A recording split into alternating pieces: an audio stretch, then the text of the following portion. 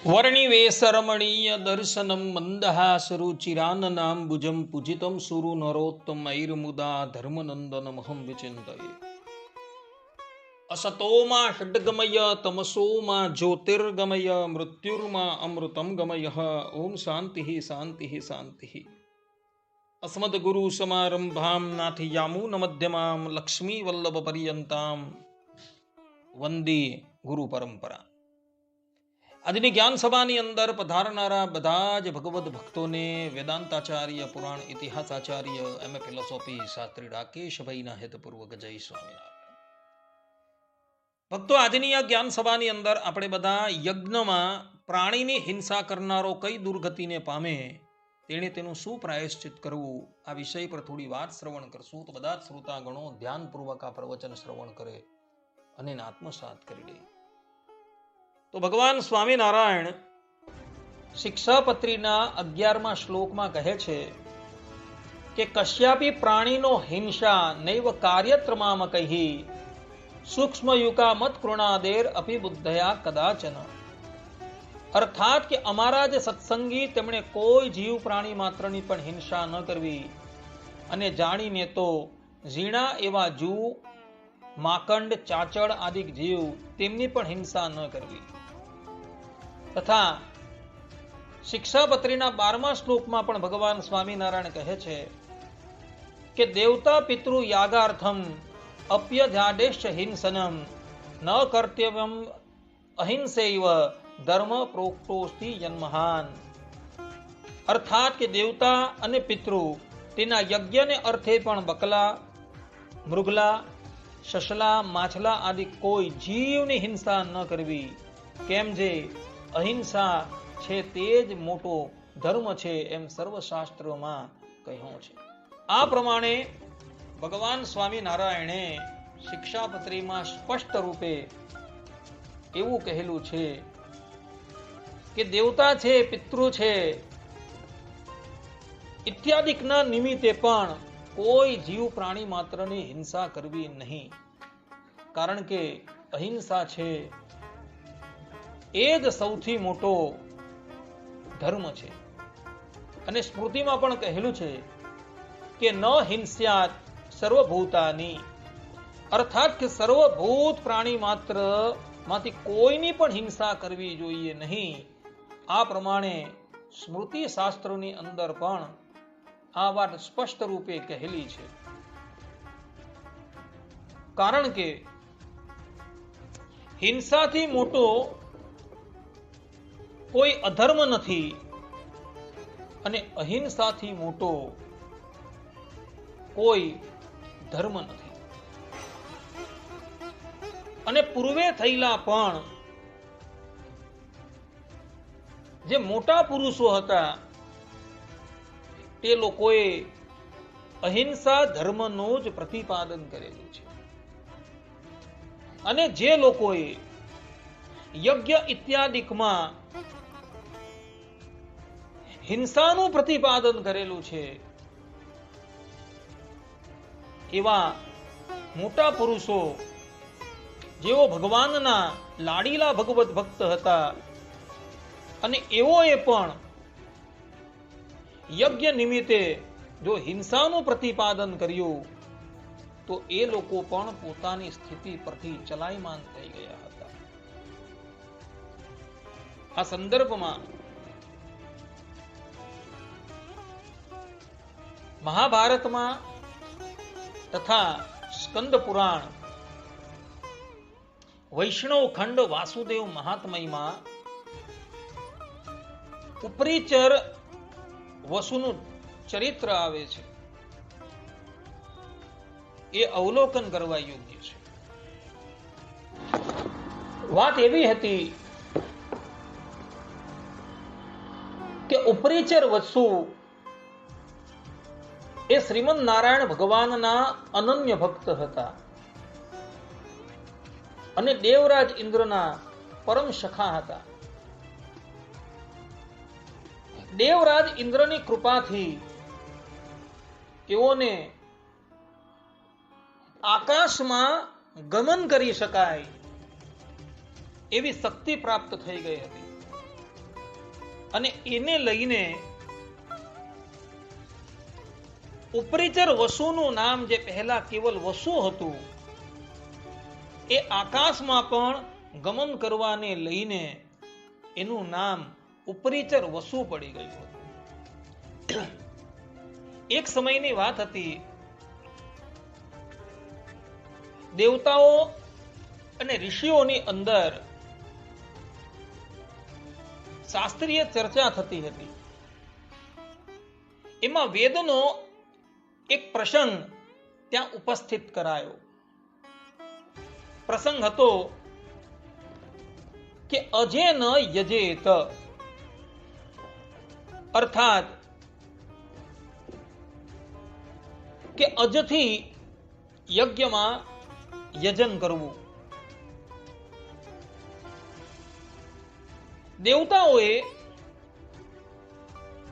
અજનો અર્થ કર્યો કે અજ એટલે બોકડો અર્થાત કે બકરો, અને બકરાથી યજ્ઞમાં આહુતિ આપવી જોઈએ. જ્યારે સામે ઋષિ મુનિઓ હતા, એ લોકોએ કહ્યું કે વેદ તો અહિંસાનું પ્રતિપાદન કરે છે, પરંતુ હિંસાનું પ્રતિપાદન નથી કરતું. એટલે અહીં અજનો અર્થ બોકડો નથી કરવાનો, પરંતુ અજનો અર્થ 3 વર્ષ જૂની ડાંગર લેવાનો છે અને ડાંગરથી યજન કરવાનું છે. ઋષિ મુનિઓ અને દેવતાઓ વચ્ચે આ પ્રમાણે શાસ્ત્રીય ચર્ચા ચાલતી હતી. એવા સમયમાં આકાશચારી ઉપરીચર વસુ એ સ્થાન પર આવે છે. ઉપરીચર વસુ શ્રીમદ નારાયણ ભગવાનના અનન્ય ભક્ત છે અને શાસ્ત્રના પારગામી વિદ્વાન છે. એટલે ઋષિઓએ અને દેવતાઓએ ઉપરીચર વસુને કહ્યું કે રાજન, આપ જ આ સંબંધમાં નિર્ણય કરો. વેદોમાં કહેલું છે કે અજેન યજેત, અર્થાત કે અજથી યજન કરવું. આ પ્રમાણે વેદ ભગવાન કહે છે. તો અજનો અર્થ શું થાય? આ પ્રમાણે જ્યારે ઋષિઓ અને દેવતાઓએ વસુ રાજાને પૂછ્યું, ત્યારે વસુ રાજા એ બંનેઓ પ્રત્યે બોલ્યા કે હે દેવરાજ, અજનો અર્થ તમે શું કરો છો? હે ઋષિ મુનિઓ, અજનો અર્થ તમે શું કરો છો? આ પ્રમાણે જ્યારે વસુ રાજાએ કહ્યું, એટલે દેવરાજ ઇન્દ્ર ઇત્યાદિ દેવતાઓ બોલ્યા કે અમારો પક્ષ એવો છે કે અજ એટલે બોકડો અર્થાત કે બકરો, બકરાથી યજન કરવું જોઈએ. પેલી બાજુ ઋષિ લોકો બોલ્યા કે અમારો પક્ષ એવો છે કે અજ એટલે 3 વર્ષ જૂની ડાંગર, ડાંગરથી યજન કરવું જોઈએ. કે જે ડાંગર ખેતરમાં નાખવાથી પણ એ પુનઃ ઉગે નહીં, એવી ડાંગરથી યજન કરવું જોઈએ. આ પ્રમાણે જ્યારે ઋષિઓએ અને દેવતાઓએ પોતાનો પક્ષ રાખ્યો, ત્યારે વસુ રાજા જે દેવરાજ ઇન્દ્રના મિત્ર હતા અને દેવરાજ ઇન્દ્રની કૃપાથી એઓ આકાશચારી થયા હતા, એઓએ દેવતાનો પક્ષ લઈને કહ્યું કે અજ એટલે બોકડો થાય અને બોકડાથી યજન કરવું છે. આ વસુ રાજા પૂર્વે કેટલાય અહિંસામય યજ્ઞ કરી ચૂકેલા હતા અને એવો જાણતા હતા કે અજનો અર્થ બોકડો નથી થતો, પરંતુ અજનો અર્થ 3 વર્ષ જૂની ડાંગર થાય છે. અને એ ડાંગર દ્વારા અમે પણ યજ્ઞની અંદર યજન કરેલું હતું, છતાં પણ દેવરાજ ઇન્દ્રની સાથે એમની મિત્રતા હતી અને એને લઈને ઉપરીચર વસુ રાજાએ દેવતાઓનો પક્ષ રાખી એવું નિવેદન આપ્યું કે અજ એટલે બોકળો અને બોકડાથી યજન કરવું. આ પ્રમાણે જ્યાં ઉપરીચર વસુએ આવો નિર્ણય કર્યો ને એટલે તત્કાલ એવો આકાશમાંથી ધરતી પર પડ્યા અને પાતાળની અંદર પ્રવેશી ગયા. કારણ કે એઓએ શાસ્ત્રોનો ખોટો નિર્ણય આપ્યો. પરંપરાગત જે ઋષિ મુનિઓ અજનો અર્થ કરી ગયા હતા એ અર્થને બદલે એઓએ વિપરીત નિર્ણય આપ્યો અને એને લઈને એઓએ ભગવાનનો અપરાધ કરી લીધો, શાસ્ત્રોનો અપરાધ કર્યો અને ભગવાનના પરમ પ્રેમી ભક્ત હોવા છતાં પણ એવો આકાશમાંથી ધરતી પર પડી ગયા. એટલું જ નહીં, પરંતુ ધરતીના વિવરની અંદર એ ચાલ્યા ગયા હતા. દેવતાઓએ અને ઋષિમુનિઓએ જોયું કે ખોટો નિર્ણય આપવાને લઈને ઉપરીચર વસુનું પતન થઈ ગયું છે. એટલે દેવતાઓ તો બધા ભય પામી ગયા અને ત્યાંથી પલાયન થઈ ગયા. આ પ્રમાણે પ્રાચીન વસુ રાજા, ઉપરીચર વસુ રાજા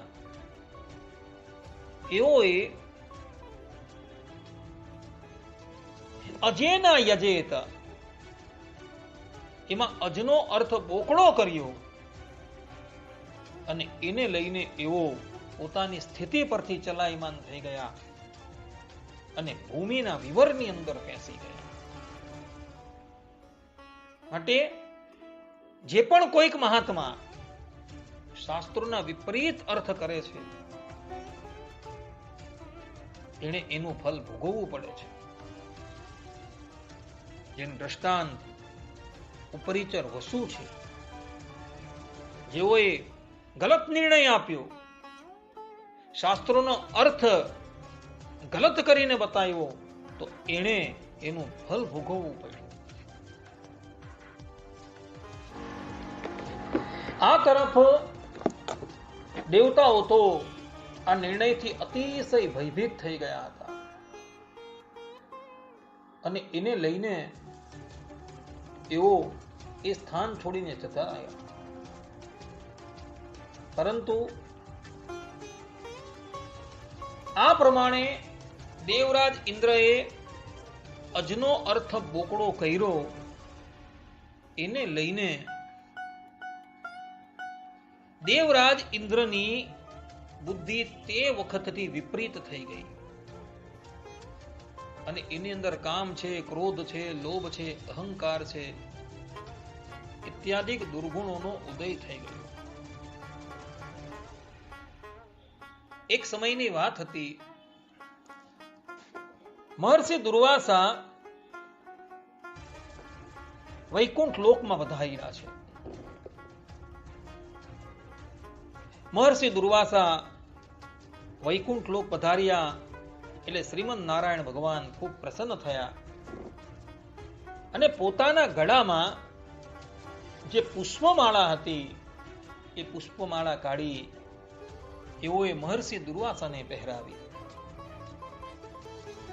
દુર્વાસા ઋષિ પોતાના કંઠમાં એ માળા ધારણ કરીને ધરાતલ પર આવતા હતા. ત્યાં માર્ગમાં એઓએ દેવરાજ ઇન્દ્રને આવતા જોયા.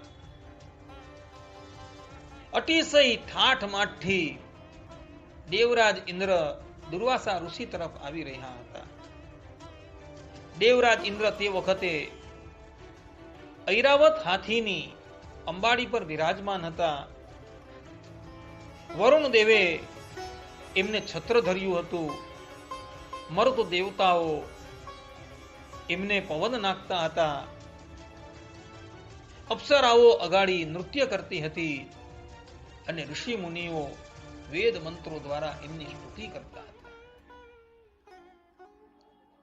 દુર્વાસા ઋષિએ જોયું કે ભગવાનની આ પુષ્પમાળાના દેવરાજ ઇન્દ્ર અધિકારી છે, એટલે એઓએ જઈને ભગવાનની પ્રસાદીની એ પુષ્પમાળા દેવરાજ ઇન્દ્રને અર્પણ કરી. પરંતુ અહંકાર ભરેલા દેવરાજ ઇન્દ્ર એ પુષ્પમાળા લે છે અને ઐરાવત હાથીના ગંધ સ્થળ ઉપર મૂકી દે છે. અતિશય ચંચલ એવા ઐરાવત હાથી પોતાના ગંધ સ્થળ પર મુકાયેલી માળાને પોતાની શુંડ દ્વારા લે છે અને એને ધરતી પર નાખી પોતાના પાદ તળ દ્વારા કચડી નાખે છે. આ પ્રમાણે મહર્ષિ દુર્વાસાએ જોયું કે ભગવાનની પ્રસાદીની માળાનું દેવરાજ ઇન્દ્રએ અપમાન કર્યું છે અને એને લઈને દીર્ઘ ક્રોધી એવા દુર્વાસા ઋષિ ક્રોધાયમાન થઈ ગયા છે અને હાથ લાંબો કરી એવો દેવરાજ ઇન્દ્ર પ્રત્યે બોલ્યા કે રે નીચ, આ કોઈ સામાન્ય માળા ન હતી, પરંતુ ભગવાનની પ્રસાદીની માળા હતી. એ પ્રસાદીની માળાનું પણ તે અહંકારને વશ થઈને અપમાન કરેલું છે. માટે જા, હું તને શાપ આપું છું. જે ઐશ્વર્ય પર તને આટલો બધો અહંકાર છે, એ ત્રિલોકીનું સંપૂર્ણ ઐશ્વર્ય નષ્ટ થઈ સમુદ્રનો આશ્રય કરીને રહો.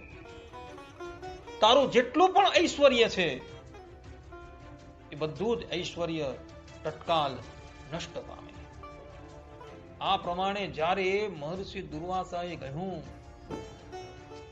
એટલે દેવરાજ ઇન્દ્ર શીઘ્રાતિ શીઘ્ર ઐરાવત હાથી પરથી કૂદીને મહર્ષિ દુર્વાસાની પાસે આવે છે અને એના ચરણમાં આળોતવા લાગે છે કે મહર્ષિ, અમારા અપરાધને ક્ષમા કરો, અમારા અપરાધને ક્ષમા કરો, અમારાથી ભૂલ થઈ ગઈ છે.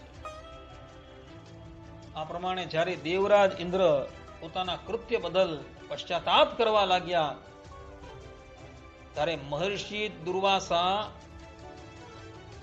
દેવરાજ ઇન્દ્રને પોતાના પાદ તલ દ્વારા પ્રહાર કરીને કહે છે કે રે નીચ, હું કઈ ગૌતમ ઋષિ નથી કે તારા અપરાધને હું ક્ષમા કરું. હું મહર્ષિ દુર્વાસા છું અને દીર્ઘ ક્રોધી છું. તારો આ અપરાધ અક્ષમ્ય હોવાથી એ ક્યારેય પણ ક્ષમા યોગ્ય નથી. આટલું કહીને મહર્ષિ દુર્વાસા ત્યાંથી અદ્રશ્ય થઈ જાય છે.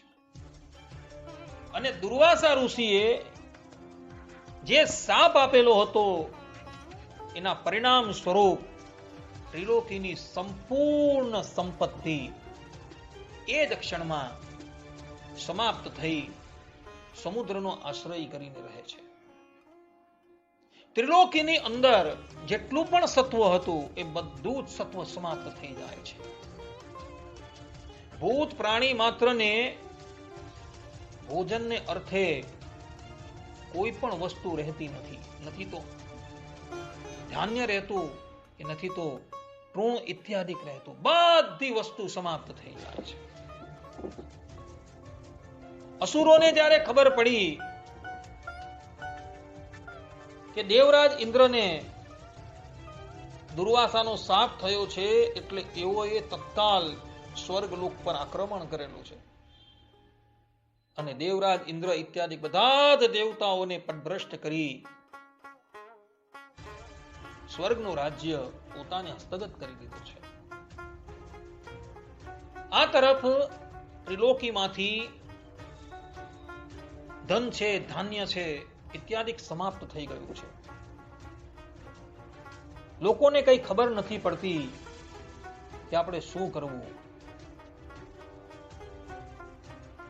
તે સમયે જે બ્રાહ્મણ વર્ગ હતા એ બ્રાહ્મણ વર્ગના લોકોએ વેદની અંદર અજેન યજેત આ જે રૂચા આવે છે એ રૂચાનો ગલત અર્થ કર્યો અને એ લોકોએ અજનો અર્થ બોકડો કરી લોકોને હિંસામય યજ્ઞ તરફ પ્રેરણા કરી દીધી. બધાને કહ્યું કે ભાઈઓ અજેન યજેત અર્થાત કે બોકડા દ્વારા યજન કરવું એવું વેદ ભગવાન પોતાના સ્વમુખે કહે છે. માટે તમે લોકો બધા બોકડા દ્વારા યજન કરવા માંડો. આ પ્રમાણે જ્યારે બ્રાહ્મણ વર્ગે કહ્યું એટલે બધા જ લોકો અજનો અર્થ બોકડો સમજી એ બોકડા દ્વારા યજ્ઞમાં આહુતિ આપવા લાગ્યા. કેટલાય નિર્દોષ પ્રાણીઓને મારી મારીને એ લોકો યજ્ઞની અંદર હોમવા લાગ્યા અને તે વખતથી યજ્ઞની અંદર હિંસાનો પ્રારંભ થયો હતો. આ વાત સ્કંદ પુરાણ વૈષ્ણવ ખંડ વાસુદેવ મહાત્મયની અંદર લખેલી છે. વેદ ભગવાન પહેલા હિંસાનું પ્રતિપાદન કરતા ન હતા, પણ ધૂર્ત લોકોએ વેદની રૂચાનો ગલત અર્થ કર્યો અને એને લઈને તે દિવસથી વેદની અંદર જે હિંસા ન હતી એ ગલત અર્થ કરવાથી લોકો હિંસા તરફ પ્રેરાયા હતા. અને એટલે માટે ગંગાપુત્ર ભીષ્મ મહાભારત શાંતિ પર્વ 265 અધ્યાયના 9મા શ્લોકમાં કહે છે કે સુરા મત્સ્યા મધુ માંસમ આસવમ કૃસરોદનમ ધૂર્તૈ પ્રવર્તિતમ યેતત નૈતદ વેદેષુ કલ્પિતમ. અર્થાત કે સુરા, આસવ, મધુ, માંસ અને મછલી તથા તિલ તથા ચોખાની ખીચડી આ બધી વસ્તુઓ ધૂર્ત લોકોએ યજ્ઞમાં પ્રચલિત કરી છે. વેદોમાં એનાથી યજન કરવાનું કોઈ વિધાન પહેલા હતું જ નહીં. આ પ્રમાણે ગંગાપુત્ર ભીષ્મ અહીં સ્પષ્ટ રૂપે કહે છે કે વેદોની અંદર પહેલા સુરા છે, આસવ છે, મધુ છે, માંસ છે, માછલી છે, એનો ઉપયોગ થતો જ ન હતો. પરંતુ જ્યારે દેવરાજ ઇન્દ્રને દુર્વાસાનો શાપ થયો અને શાપ થયા બાદ ત્રિલોકીની સંપૂર્ણ સંપત્તિ સમુદ્રનો આશ્રય કરીને બેઠી અને તે વખતે જે ધૂર્ત લોકો હતા એ ધૂર્ત લોકોએ અજેન યજેત એમાં અજનો અર્થ બોકડો કરી દીધો અને બોકડો કરી એ લોકોએ તે સમયે લોકોને પ્રેરિત કર્યા, તમે લોકો બોકડા દ્વારા યજન કરો અને તે વખતથી યજ્ઞની અંદર હિંસા થવા લાગી હતી. આ પ્રમાણે ભક્તો વેદોમાં વાસ્તવની અંદર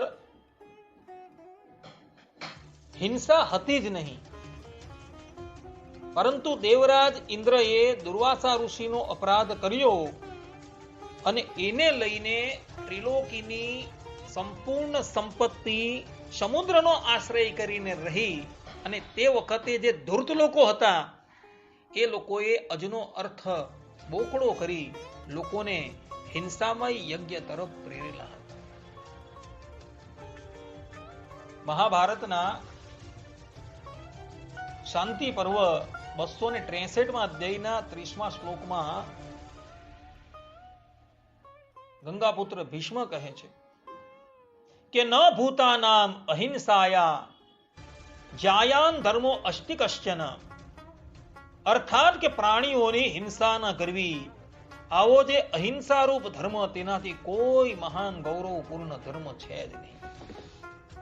આ પ્રમાણે ઇતિહાસ અને પુરાણ દ્વારા વેદનો નિર્ણય કરવામાં આવે છે. ઇતિહાસો પુરાણા નામ પંચમો વેદ ઉચ્યતે. આ પ્રમાણે ઇતિહાસ અને પુરાણને પાંચમો વેદ કહેવામાં આવે છે. તો એવા પાંચમા વેદ સ્વરૂપ મહાભારતની અંદર પણ સ્પષ્ટ રૂપે અહિંસાનું જ પ્રતિપાદન થયું. અને ગંગાપુત્ર ભીષ્મ પોકારીને કહે છે એ વેદોમાં પહેલા માંસ છે, માછલી છે, આસવ છે, સુરા છે ઇત્યાદિકનો ઉપયોગ થતો ન હતો, પરંતુ ધૂર્ત લોકોએ પછાડથી વેદોના ગલત અર્થ કરીને એ યજ્ઞમાં પણ આનો પ્રચાર અને પ્રસાર કરી. માટે ભક્તો, વેદ જે છે એ હંમેશા અહિંસાનું પ્રતિપાદન કરે છે, પરંતુ હિંસાનું પ્રતિપાદન ક્યારેય પણ કરતું નથી. મા હિંસ્યાત સર્વભૂતાનાં. આ પ્રમાણે વેદ કહે છે કે કોઈ પણ પ્રાણી માત્રની હિંસા કરવી જોઈએ નહીં. આ પ્રમાણે અહિંસા ધર્મનું વેદ પ્રતિપાદન કરે છે. એક બાજુ વેદ જે છે એ અહિંસાનું પ્રતિપાદન કરતો હોય, તો બીજી બાજુ એ હિંસાનું પ્રતિપાદન કેવી રીતના કરે? એટલે અજેન યજેત આ શબ્દ જે છે, આ ઋચા જે છે, એનો અર્થ બોકડાથી યજન કરવું એ નથી લેવાનું, પરંતુ અજનો અર્થ ત્યાં 3 વર્ષ જૂની ડાંગર લેવાનો છે. અને પૂર્વે થયેલા આપ્તજનો એ પણ એ ડાંગરથી જ યજન કરેલું છે. પ્રાચીન બરહી રાજા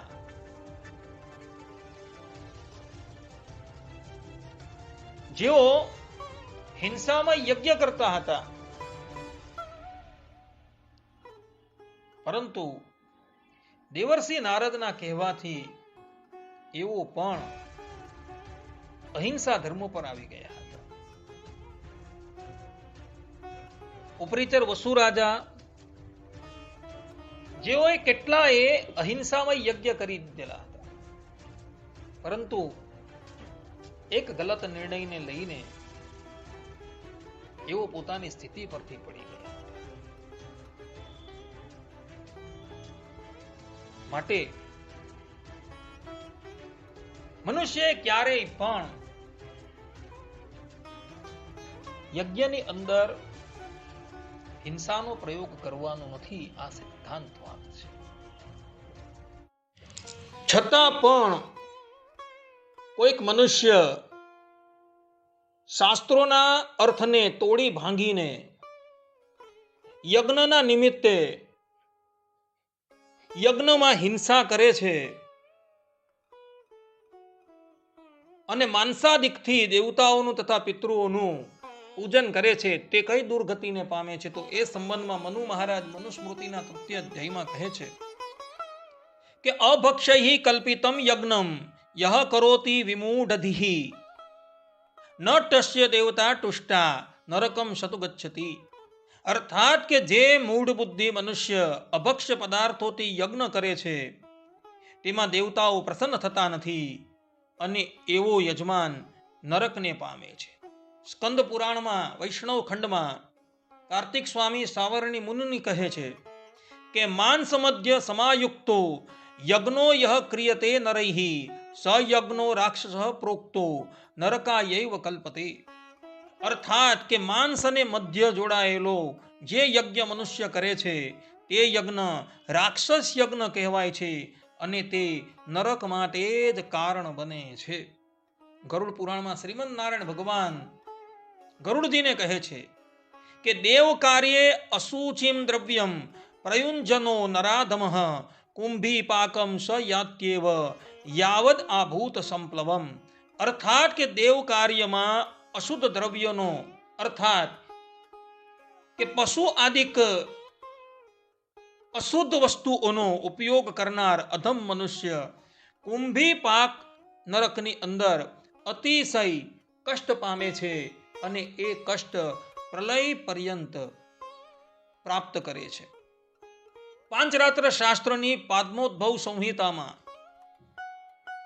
10મા અધ્યાયમાં કહેલું છે અભક્ષૈર નૈવ કુર્વીત હોમમ વિષ્ણુ કથંચન કૃતમ ચેત પતનમ ઘોરમ યજમાનસ્ય જાયતે. અર્થાત કે અભક્ષ્ય પદાર્થોથી વિષ્ણુ માટે હોમ કદી ન કરવો. જો કરે તો યજમાનને ભયંકર દુર્ગતિ પ્રાપ્ત થાય છે. જયાખ્ય સંહિતામાં પણ કહેલું છે કે માંસાદિ હોમ કરતા તું દેવદ્રોહી નિગદ્યતે તસ્ય યજ્ઞ ફલમ નાસ્તિ નરકાયૈવ ગચ્છતિ. અર્થાત કે માંસાદિકથી હોમ કરનાર દેવદ્રોહી કહેવાય છે. તેને યજ્ઞનું ફળ મળતું નથી અને તે નરકગામી બને છે. કોઈ વ્યક્તિ એમ કહે કે ભાઈ કોઈક વ્યક્તિએ જાણે અજાણે યજ્ઞમાં હિંસા કરી અને એના દ્વારા એણે દેવતાઓનો તથા પિતૃનો હોમ કર્યો તો તેણે તેનું કયું પ્રાયશ્ચિત કરવું? તો આ સંબંધમાં મનુ મહારાજ મનુસ્મૃતિમાં કહે છે કે હિંસક પ્રાણીનામ યસ્તુ પ્રાયશ્ચિત્તમ સમાચરે કૃચ્છમ વા ચાંદ્રાયણમ વા ગોદાનમ વા વિશુદ્ધતે. અર્થાત કે જે પણ કોઈક મનુષ્ય યજ્ઞમાં જીવ હિંસા કરે છે તે વ્યક્તિએ પોતાની શુદ્ધિને માટે કૃચ્છવ્રત, ચાંદ્રાયણ વ્રત અથવા તો ગૌદાન કરવું જોઈએ. આ પ્રમાણે મનુ મહારાજે મનુસ્મૃતિમાં પ્રાયશ્ચિતનું વિધાન બતાવેલું છે. પાંચરાત્ર શાસ્ત્રની જયાખ્યા સંહિતામાં દેવર્ષિ નારદ કહે છે કે ઉપવાસમ ત્રિરાત્રમ વા જપમ વિષ્ણુ સમાચરેત તુલસી દલદાનમ ચ દોષ શાંત્યૈ વિધીયતે. અર્થાત કે 3 રાત્રિ ઉપવાસ, વિષ્ણુ મંત્રનો જપ અને તુલસીનું દાન આ દોષ શાંતિ માટે નિર્ધાર કરેલો છે. અર્થાત કે યજ્ઞની અંદર જો હિંસા કરવામાં આવે તો 3 રાત્રિ પર્યંત ઉપવાસ, વિષ્ણુ મંત્રનો જપ અને તુલસી દલનું દાન કરવું જેથી એ દોષ શાંત થાય. પંચરાત્ર શાસ્ત્રની ઈશ્વર સંહિતામાં કહેલું છે કે હિંસા કૃત્વા પશો યજ્ઞે કૃચ્છ વ્રત મ આચરેત ગોદાનમ બ્રાહ્મણાયૈવ વૈષ્ણવાય વિશેષતઃ. અર્થાત કે યજ્ઞમાં પશુ હિંસા થઈ હોય તો કૃચ્છ વ્રત અને ખાસ કરીને વૈષ્ણવ બ્રાહ્મણને ગૌદાન કરવું જોઈએ. આ પ્રમાણે ઈશ્વર સંહિતાની અંદર કહેલું જોવા મળે છે. તે જ પ્રમાણે પંચરાત્ર શાસ્ત્રની પાદ્મ સંહિતામાં પણ કહેલું છે કે ચાંદ્રાયણમ જપમ લક્ષણ દ્વાદશાક્ષર સંયુતમ વિષ્ણુ પૂજામ સતમ કૃત્વા દોષ મુક્તો ભવેત નરઃ. અર્થાત કે ચાંદ્રાયણ વ્રત, દ્વાદશાક્ષર મંત્રનો 1,00,000 વાર જપ અને 100 વાર વિષ્ણુ પૂજા કરવાથી મનુષ્ય યજ્ઞમાં કરાયેલી હિંસાના દોષથી મુક્ત થાય છે. આ પ્રમાણે પાદ્મ સંહિતાની અંદર કહેલું છે. માટે ભક્તો ભલા થઈને ક્યારેય પણ યજ્ઞની અંદર હિંસા કરતા નહીં, અન્યથા તમારે એના કઠિન પ્રાયશ્ચિતો કરવા પડશે. પૂર્વે હું કહી ગયો કે યજ્ઞની અંદર હિંસા કરવાનું વિધાન વેદોમાં હતું જ નહીં, પરંતુ ધૂર્ત લોકોએ એમાં પ્રક્ષેપ રૂચાનો પ્રયોગ કરી અથવા તો વેદ મંત્રનો ગલત અર્થ કરી યજ્ઞની અંદર હિંસા અનિવાર્ય બતાવેલી છે. માટે ભક્તો જ્યારે પણ તમે યજ્ઞ કરો અને એ યજ્ઞની અંદર તમારે દેવતાઓને આહુતિ આપવાની ઈચ્છા હોય તો ગવ્ય પદાર્થોથી તમે આહુતિ આપજો, પરંતુ ક્યારેય પણ માંસ ઇત્યાદિથી દેવતાઓની આહુતિ આપતા નહીં. આ સિદ્ધાંત વાત છે. અન્યથા તમારે એના કઠિન પ્રાયશ્ચિત કરવા પડશે, અને પ્રાયશ્ચિત ન કરો તો પછી દુર્ગતિ પામવાને અર્થે તૈયાર રહે. આટલું કહીને હું મારા પ્રવચનને અહીં વિરામ આપું છું. સર્વે સંતુ નિરામયઃ, સર્વે સુખીનો ભવંતુ, સર્વે ભદ્રાણિ પશ્યન્તુ, મા કશ્ચિત દુઃખભાગ ભવેત. અસ્તુ. જય સ્વામિનારાયણ.